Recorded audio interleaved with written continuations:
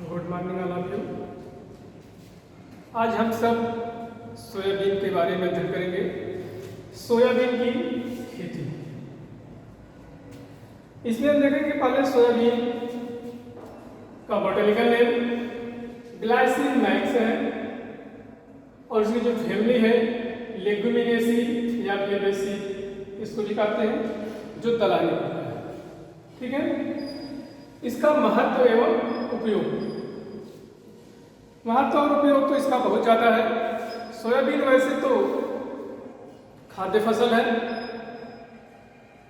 कि दलहनी फसल है, लेकिन इसके बढ़ते महत्व के उपयोग को देखते हुए इसे तिलहनी फसल के अंतर्गत भी माना जाता है।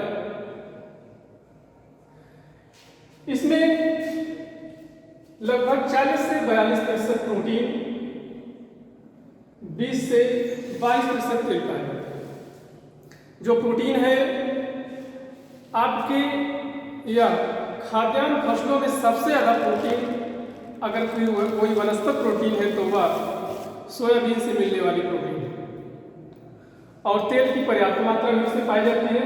इसलिए इसको देखा जाए दलहनी और तिलहनी दोनों फसलों के अंतर्गत यह आ जाती है।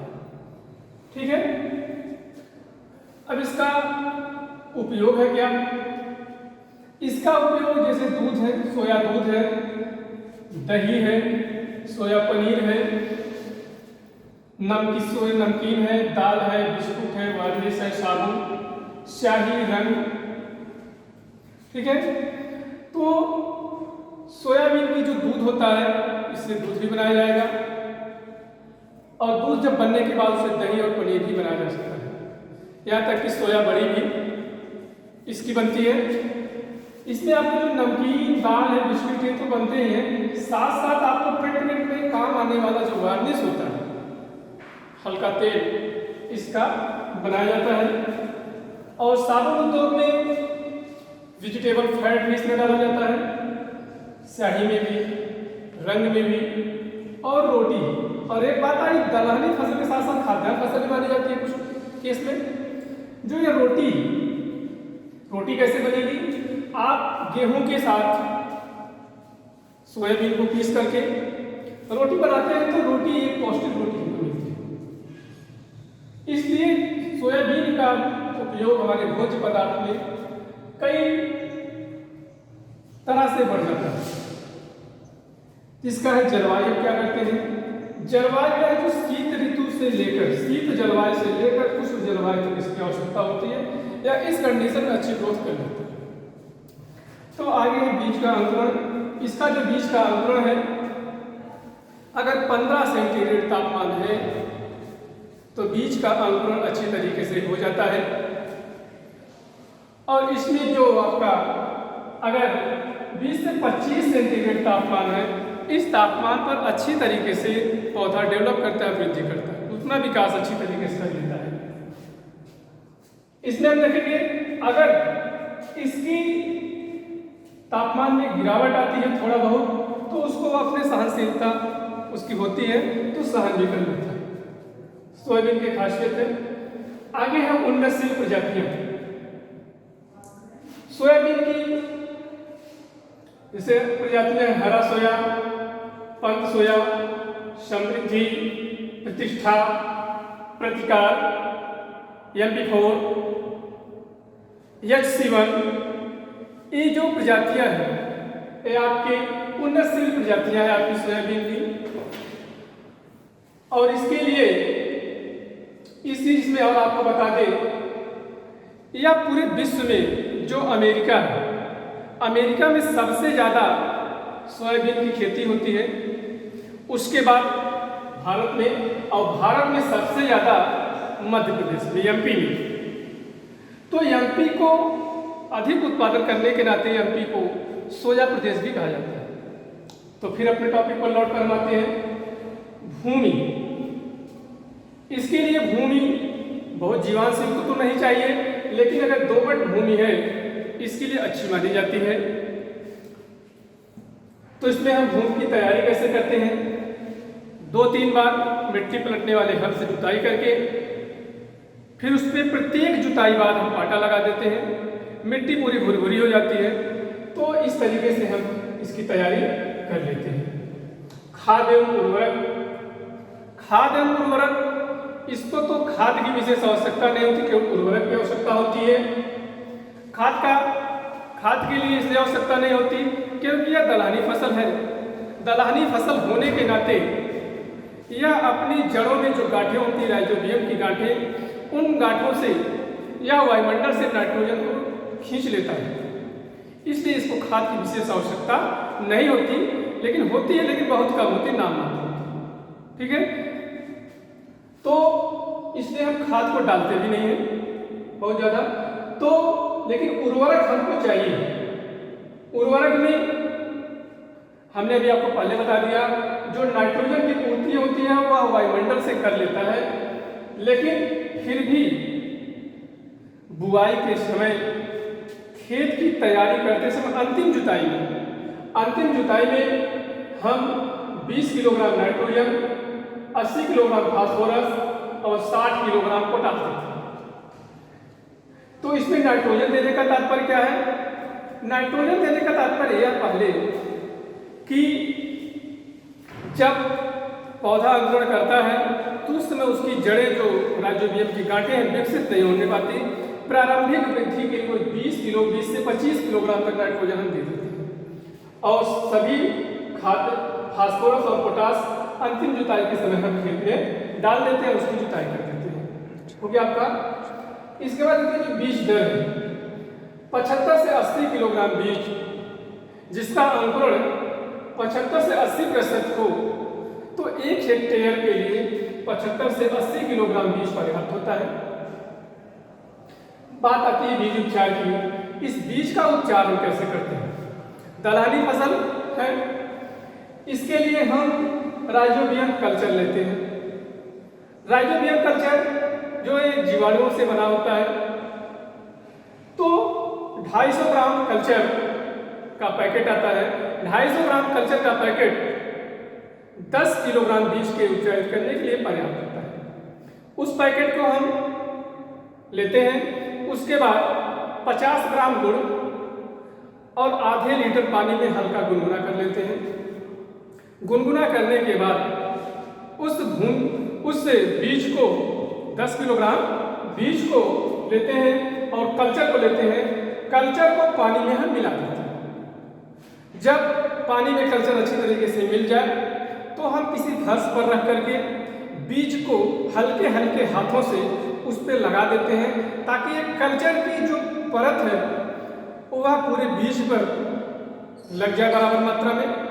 और बीज लगने के बाद कल्चर जो है बीज पर लगने के बाद हम बीज को छाया में सुखा लेते हैं और शाम के समय बुआई कर देते हैं। ध्यान रहे, हम बीज को कभी भी धूप में नहीं सुखाते हैं और बुआई हमेशा शाम के समय ही करें। अगर बीज में धूप लग जाएगी या तेज धूप होगा, तेज तापमान होगा ज़्यादा, तो जो कल्चर के जो जीवाणु हैं, जीवाणु नष्ट हो जाएंगे, इसलिए हमारा कल्चर बेकार हो जाएगा। इसलिए हम बीज उपचार अच्छी तरीके से करने के बाद तो हम कर लेते हैं। उसी प्रकार अगर हमको 70-75 किलोग्राम बीज उपचारित करना हो, हमारे 80 किलोग्राम बीज उपचारित करना हो, तो हमें 8 पैकेट की आवश्यकता होगी कल्चर की। तो 8 पैकेट कल्चर लेंगे, उसी के अनुसार बताया गया रेशियो के अनुसार 50 ग्राम गुड़, आधा लीटर पानी, इसी 1 पैकेट लिए पर्याप्त होता है जैसा कि बताया गया। उसी के अनुसार, उसी के रेशियो में हम इसको लेकर के उपचारित करते हैं और उसके बाद उसकी हम बुआई करेंगे। अब बीज की बुआई कब करेंगे? वैसे तो बताया है आपकी खरीफ ऋतु की फसल है सोयाबीन। खरीफ ऋतु की फसल होने के नाते इसकी बुआई हम 20 जून से लेकर 20 जुलाई तक करते हैं। इसके बीच में अगर बुआई कर देते हैं तो हमारा अंकुरण अच्छा होता है। अब बुआई करने के लिए पौधे से पौधे की दूरी 3 से 5 सेंटीमीटर रखते हैं और जो गहराई है, एक निश्चित गहराई पर ही बुआई करेंगे। गहराई आपकी होगा 3 से 4 सेंटीमीटर गहराई। 3 से 4 सेंटीमीटर की गहराई पर हम बुआई करते हैं और उसके बाद हम पाटा लगा देते हैं। पाटा लगाने के बाद छोड़ देते हैं। जब अंकुरण होता है, अंकुरण हो जाता है, तो अंकुरण के साथ साथ खरपतवार भी कुछ निकलते हैं। खरपतवार 1 महीने बाद हम हल्की निराई गुड़ाई करके निकालते हैं। अगर उसके बाद भी खरपतवार निकलते हैं तो पौधे बड़े भी होने लगते हैं। अगर खरपतवार निकालना निराई गुड़ाई से संभव ना हो तो हम लासो या सेंकार किसी एक दवा को हम पानी का घोल बना करके हम छिड़काव करते हैं। इस तरीके से खरपतवार नियंत्रण आपका अच्छी तरीके से हो जाता है। अब बात आती है कटाई की। सोयाबीन की कटाई जब फलियां पीली पड़ने लगे, पीली पड़ने की अवस्था में हम अक्टूबर से नवंबर तक उसकी कटाई कर लेते हैं। कटाई करने के बाद 2-3 दिन तक हम खेत में उसको रख देते हैं, सूख जाए।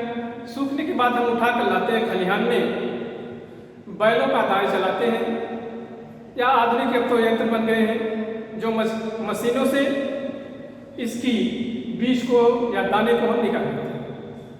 इस तरीके से हमारी कटाई हो जाती है और गहाई भी हो जाती है। उसके बाद भंडारण क्या है, हमने भंडारण यहाँ पर नहीं लिखा, लिख दे रहे हैं भंडारण इसका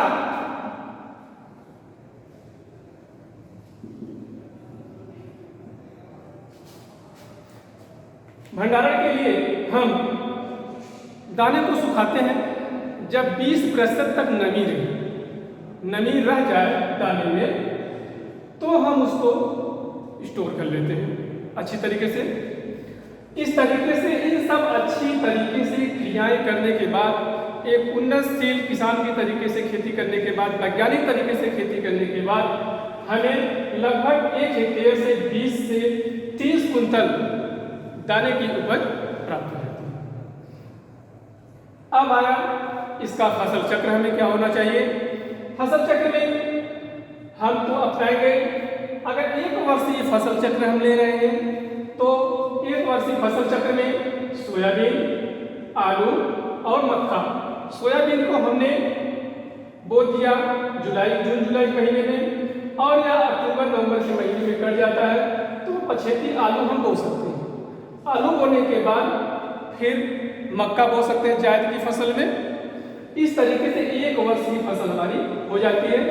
उसी तरीके से दूसरी फसल चक्र में क्या है, सोयाबीन हमने खरीफ ऋतु में लिया और रबी ऋतु में हमने गेहूं की फसल ले लिया।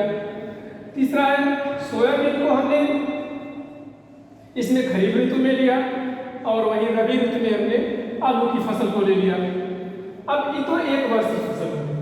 अब द्विवर्षीय फसल चक्र में क्या है, सोयाबीन हमने बोया खरीफ ऋतु की फसल में, चना हमने बोया रबी ऋतु की फसल में। 1 वर्ष का इतना आपका पूरा हो जाएगा। अब उसके बाद हम मक्का ये जो बोएंगे या खरीफ ऋतु की सीजन में मक्का बोएंगे, फिर गेहूं रबी ऋतु की सीजन में बोएंगे। इस तरीके से इतना पार्ट 1 वर्ष हो गया और इतना पार्ट आपका 1 वर्ष हो गया। इस तरीके से यह 1 और 1 2 वर्ष हो गए। इसी में फिर दूसरा एग्जाम्पल है सोयाबीन, गेहूं, मक्का, आलू, मूंग। सोयाबीन और गेहूं को हम खरीफ ऋतु में और इसमें देखिए रबी ऋतु दोनों को बो दिए। और इसके बाद अब हम मक्का जब बोएंगे ये दूसरे साल में, दूसरे वर्ष में जब मक्का बोएंगे तो ये मक्का हम खरीफ ऋतु में बोएंगे। खरीफ ऋतु में जब खेत हमारे खाली हो, खरीफ में बोने के बाद अक्टूबर नवंबर में जब हमारे मक्का खाली हो जाएंगे तो हम इसी समय आलू बोएंगे। आलू की खुदाई के बाद जो जायद की फसल लेते हैं, गर्मी की मूंग हम बोते हैं। इस तरीके से 1 वर्षीय फसल चक्र या नहीं 2 वर्षीय, 1 वर्ष या 1 वर्ष या भी आपका 2 वर्ष। ठीक। अब 3 वर्षीय फसल चक्र क्या है। 3 वर्षीय फसल चक्र में हमने खरीफ ऋतु में गेहूं बोया, नहीं सोयाबीन। उसके बाद हमने मसूर बोया, मसूर को हमने रबी ऋतु में बोया। रबी ऋतु में बोने के बाद उसके बाद हम गन्ना बो देते हैं। इतना तो आपका 1 साल हो गया, ये आपका 1 साल हो गया। दूसरा गन्ना आप जानते हैं एक वर्ष की फसल है, आपकी गन्ना हो गई, एक वर्ष उसी गन्ने की पेड़ी यानी एक साल यानी 3 साल। ठीक, और फिर इसमें सोयाबीन और चना बोलते हैं। सोयाबीन और चना के लिए भी 1 साल हो गया, गन्ना के लिए भी 1 साल हो गया, और फिर आपकी पेड़ी भी आपकी इस तरीके से हमारा 3 वर्ष, ये 3 वर्ष की जो हमारी फसल चक्र है ये आप पूर्ण हो जाती है। और अब इसके बाद हम अगले अध्याय में अगले टॉपिक पर दूसरे अध्याय की चर्चा करेंगे।